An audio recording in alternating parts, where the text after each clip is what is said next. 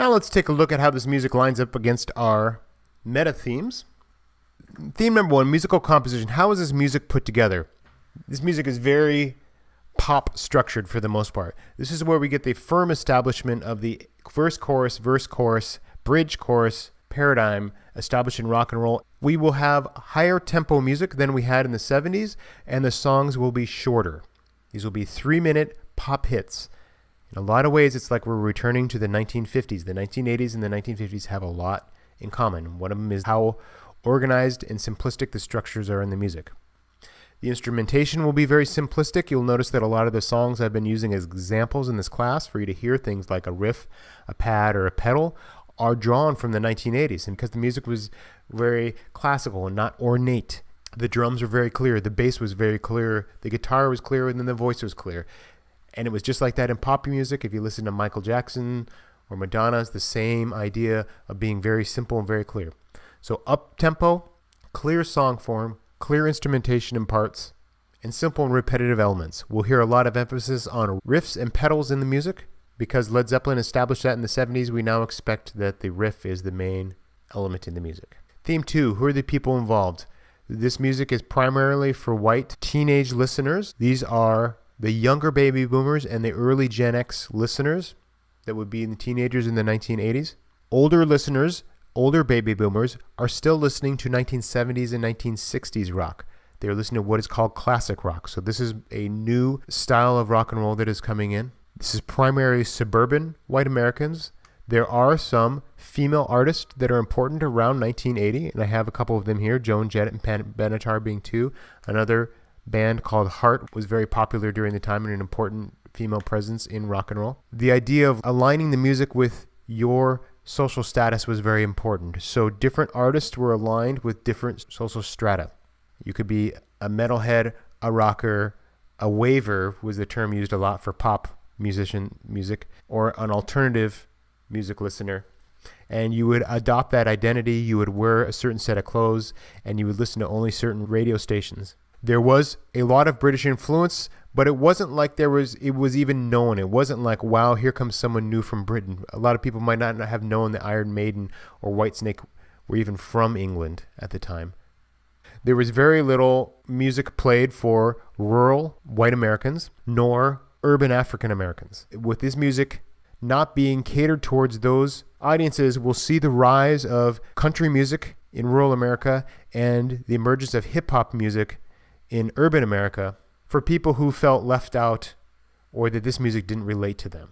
And so in the mid-1980s, hip-hop is going to be the most important genre emerging in the 1980s and will eventually supplant rock and roll as the dominant musical art form by the year 2017. Expectations. For the most part, this music was fairly formulaic. Again, I don't have enough artists under the glam metal. I could put quite a few in there, but the idea was that we would know what was coming next in the song most of the time. Most of U2's songs sounded like U2. Most of Guns N' Roses' songs sound like Guns N' Roses. Van Halen sounded similar to Bon Jovi. A few shades different from AC/DC, and even Metallica and Iron Maiden, even though they were harder, it was very expected. The music didn't shock us at all. The topics, although we still had the shocking imagery from heavy metal, we were no longer shocked. I mean, how many times can you bite the head off a bat or rip the head off a chicken, whatever it was they'd done in the 70s, before we kind of know that's what they're going to talk about? How many times can we talk about girls and sex here before we know what they're going to talk about? So the 80s, the music is very predictable in the form. It's very predictable in the lyrical content. It's very predictable in the instrumentation. It's predictable in length. Guns N' Roses, when they came out, was probably the most shocking and rebellious band of the time. And the reason we didn't want a lot of unpredictability here is the record companies were manufacturing this. They were telling people what they wanted to listen to, who they were. Are you an alternative person or a waver or a rocker? And so it was very driven from the top down. The technologies that were happening at the time were very important to the listening experience of rock and roll. So first I talked about FM radio and how now pop and rock music were all playing on the FM dial, so there was a lot more interplay between those two genres. There was the emergence of the cassette and a Walkman. Cassettes were reel-to-reel tape recorders that allowed people to listen to music in a mobile setting, meaning I could walk anywhere now with a pair of headphones on. This seems totally commonplace today because we do it all the time, right? But it was pretty radical in the 80s to be able to walk down the street listening to something that no one else knew what you were listening to. And so you could start to incorporate that music into broader parts of your life. It wasn't just when you were in your car listening to the radio or just when you were in your house. Now you could be walking down the street and listening to your favorite artist. Also on these cassettes, you could start to make mixtapes and you could record them one to the other. And they actually think that that impacted record sales for a while, where people would record sounds off the radio and not have to pay for the album. Other important developments were the synthesizer and what we'll call the sampler. The synthesizer, you create new sounds on it by programming the sounds. The sampler, what it does is it takes little clips of sounds from someone else and allows you to play them at different pitches on the piano. Both of these became very important to hip-hop during the 1980s, and we started to use computers to play the music for us. We fast forward in our 20 or 30 years, and most of the artists that are selling records today are making use of loops, samples, and synthesized sounds more than they are drums, bass, and guitar. So the emergence of that comes in the 1980s. We start to hear the synthesizer playing a dominant role, replacing the guitar in popular music, replacing the drums and the bass in hip-hop music, but not having too much influence in what we call rock music. So one of the defining features of rock in the 1980s is going to be that there is not much use of synthesis and sampling. We thought there might have been when we heard that Tom Sawyer song last week, and we listened to Jump by Van Halen. You'll hear some synthesizers in it, and one might think, rock and roll is going to transition over to being a synthesizer-based genre, but it never does. And that's going to be one of the defining features. It's going to be very guitar-based the whole time, which is probably why rock and roll is disappearing now, because we are moving more to a synthesized world where we can make sounds that no one's ever heard before. Finally, in the 80s, we develop digital technology. CDs emerge. And for the first time, we can start to record songs digitally. This really helps the record industry because now people want to buy CDs. They sound so much better than cassettes. They sound so much better than FM music.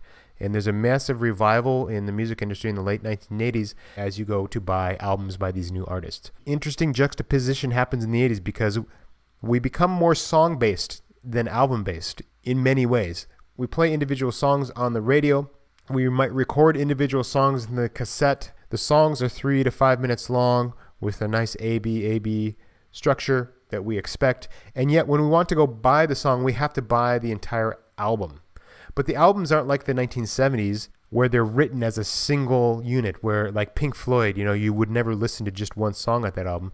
Now in the 80s, you have this odd combination of singles being collected into a record, and you have to pay for the record. Well, the main reason for that is record companies want you to pay $17 for that one song.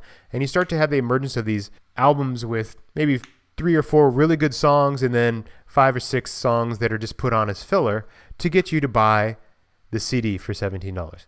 That's going to lead to a lot of discontent, and by the time Napster rolls around, people are going to very gladly stop buying albums and switch over to just buying singles for a while.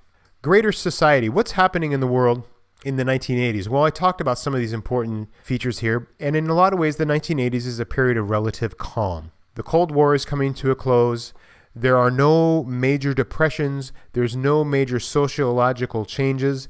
And in fact, from 1980 on, our society has been relatively stable compared to, say, the 60s or World War II or the Great Depression. And it's going to be a time period when baby boomers start having babies and looking to settle down and have houses. They will continue to listen to their classic rock.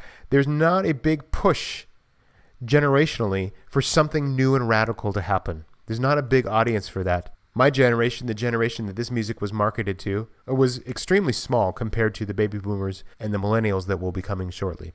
So there wasn't a big radical revolution in the 80s like there had been in the 1960s, and not some of the drama and depression happening in the 1970s. It was a period of relative calm. The country moved to a more conservative approach, especially under Reagan, and has continued for the most part until today, where we are seeking to restrict the government's influence on our culture. Again, some of these things I talked about being the most important, AIDS had a huge impact on people's freedom, sexual freedoms, and MTV started to take rock and roll and turn it into a television show.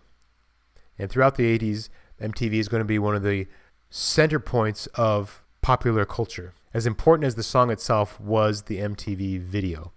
In fact, some songs became popular because of the video.